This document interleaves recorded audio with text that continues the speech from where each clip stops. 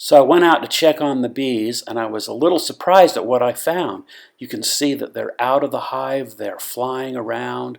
Almost looks as though they might be looking to swarm, although they're not.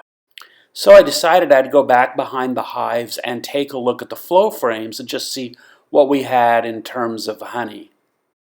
This is the newer of the two flow frames, and it had been a few days since I'd looked at it. But there is significantly more honey there. You can see that the two middle frames are just about ready to harvest.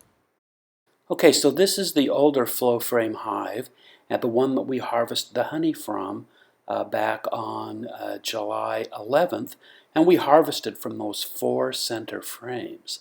And you can see that those 4 center frames are again almost full.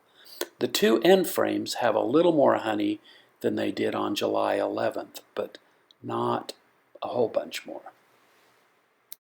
So I think we're going to wait until those 2 outer frames are ready to harvest before we take in more honey from the bees. In this video, I tried to get in there so that you could see the bees moving between the frames, and I did a really poor job. Sorry about that, but it is what it is, you know? So if all 6 of those frames are full when we harvest, we should get pretty close to 3 gallons of honey out of that flow frame. And then if we harvest the 2 frames from the newer flow frame hive, we should get 1 gallon from it, which would give us about 4 gallons in our next honey harvest.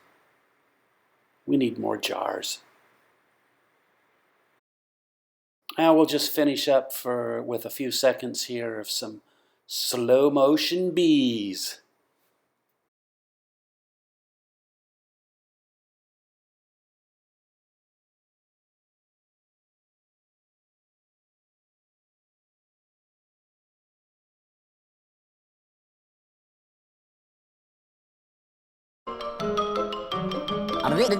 That's all, folks.